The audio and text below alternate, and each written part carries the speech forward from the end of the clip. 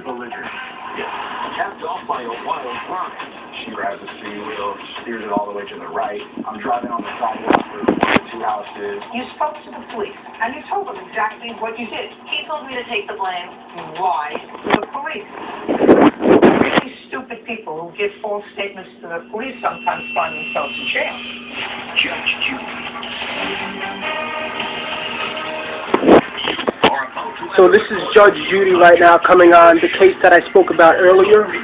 And there's a few extra other cases. I believe Jesus spoke to me as confirmation about Dan and Rosa. It's Judge Judy. 24-year-old Matthew Miller is suing his ex-girlfriend, 22-year-old Taylor Reese, for causing him to wreck his car. Matthew claims a drunken Taylor grabbed the wheel and stepped on the accelerator while he was driving. Order. All rise. Yeah, it's case number 178 on the calendar, the matter of Miller versus Rios. Thank you. You're welcome. Party's been sworn in. You may be seated.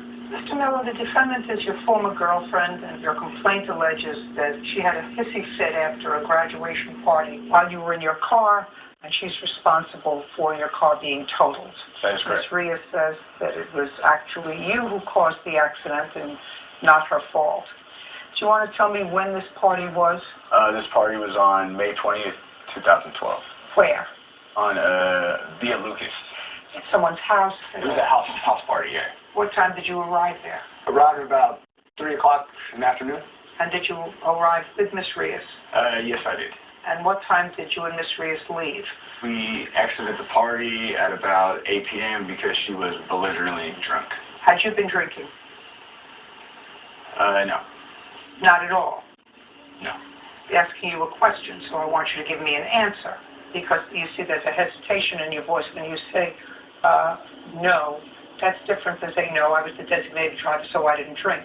So I'm going to ask you the question again, so make it believable. Did you, in fact, have anything to drink at the party? I may have had a beer or two. I was there for about 6 hours, and I had about maybe 1 beer or 2 beers. Honest. I'm just asking you a question. So the first time when you said you have anything to drink, you said no. I just don't believe that you went to a graduation party and you didn't have anything to drink. You intimidated me a little bit, so that was why I said no. You don't have to bend down when you talk to me. The microphone picks up exactly what you have to say, sir, and there's another one on your tie. You mean I intimidate you so you lie? No, I didn't think it was relevant to the matter at hand. What school did you graduate from? I graduated from San Lorenzo High, and I'm about to graduate with a degree in communications at Cal State East Bay. Great. When you go to law school, you can decide what's relevant. I hear you. Loud and clear. Great. I'm sorry, Your Honor. So you had a few beers at the party, and you say Miss Rios was drunk. Belligerently, yes. No, I don't know what that means. Well, the reason I exited the party, the last thing I saw her doing was downing a gallon of Jose Cuervo straight out the bottle. Okay. So you were taking her home? Yes, I was tired of babysitting and getting all those looks. So, got in the car and tell me what happened. So we're in the car, and a little background information. This isn't the first time this has happened.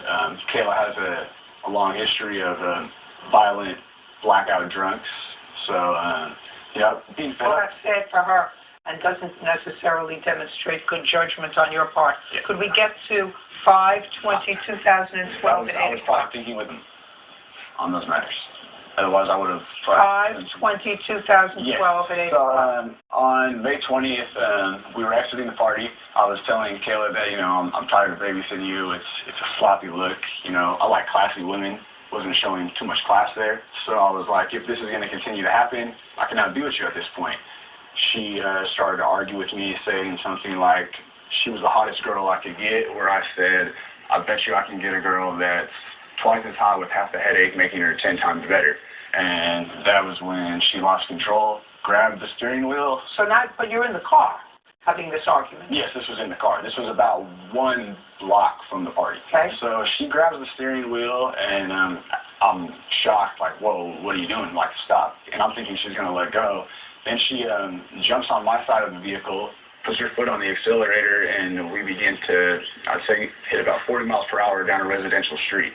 I didn't know what her intentions were at this time, but I'm pleading, begging her, please stop. What are you doing? What are you trying to do? There's luckily no cars ahead, but it is residential and it's kind of a narrow street. So in an attempt to slow down the car or put it in park, I take one hand off the wheel and try to do that.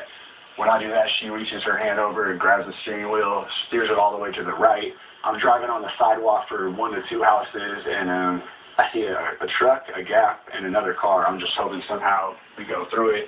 And we hit the bed of the truck. The truck spun out and almost landed on the porch, and then we proceeded into the car parked in the street, which was struck and moved about 25 feet ahead in the intersection in front of it. So I assume, sir, that you had liability on your car, but no collision? Is that what I'm to assume? That is correct. I had a 2000 Chevy Impala, and I didn't feel it was worth. I didn't expect anything like this to ever happen, so I didn't have full coverage. Did your insurance cover the damage to the other property? Yes, it was about estimated $10,000 in damages, and they covered all of that. To the other property? Yes. Do you have the insurance report? Yes. Or a police report? I have photos of the vehicle. I have a letter from... Insurance report or Yes. police report? There is the insurance report from Geico. And I also have a police report here. I'd like to take a look at that. It's kind of hefty. It's like 16 pages, so bear with it. A lot happened after the accident that I'd like to let you know about. Not interested. All right. Okay. You spoke to the police, right? And you told them exactly what you did. That you put your hand on the steering wheel, you pulled it over to the right, you tried to put on the brake, but instead used your foot to depress the accelerator. Yep. You told the police all that. I'm Yep. scared. Sorry. No, that's not even what happened. I just said that. I'm just telling you what you told the police. Yes, The I was police drunk. He report. told me to take the blame. No way. Yes, he did. No way. Yeah. Do you go to school? No, What do you do? nothing. Right Nothing. now. Right. Pretty much. Nothing. Shit. Sorry. I don't want to hear you again. You won't. I want to tell you something. I'm really not crazy about you. Okay. That doesn't mean you're going to lose. Okay. But I'm just letting you know that when I speak out publicly, to young people, I say to them, you only have one chance to make a first impression. Yours was lousy. Okay. Now, you may be able to claw your way back from that first impression, but it would take a lot longer than I'm going to give you here today to change that impression. Right now, let me tell you what the impression that you give off is Yes. to a person like me. Smug, arrogant, and a wise guy.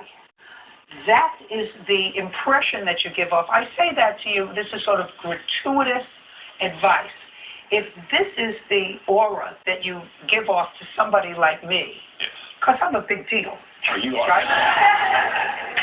Then when you meet a prospective employer in a communications job or dealing with a coworker and you give off that same aura, it doesn't bode well for you. Right. So I would rethink the attitude. So I can't Now. put you down as a reference Now. frame? You're not getting any better. All right. Sorry. All right. Ms. Rios, I'm going to let you tell me what happened, and I want you to bear this in mind. I don't think people give false statements to police. Not people unless they're really stupid. Really stupid people who give false statements to the police sometimes find themselves in jail for a long time. So I wouldn't think that you would have given a false statement to the police. So with that in mind, I want you to take a deep breath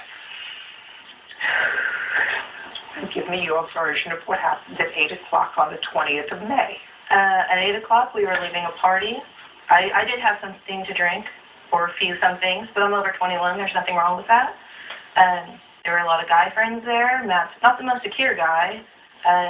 Talked to someone 2 seconds too long, and it's an argument. So we leave. I think everything's back to normal. A fight starts. He's arguing with me, yelling at me, calling me all kinds of names, waving his hands in the air, not looking at the road. I'm begging him to let me out, saying, I don't feel safe, I'm scared. He won't let me out of the car. So he lost control of the car. We hit 2 cars, the airbags I'm flew. just asking you, you never put your hand on the I did not. steering wheel? I didn't No. depress I do not own any of the copyrights to Judge Judy. Lied to the police. Judge Judy continues in a moment. He was telling me to. He was yelling at me over and over again.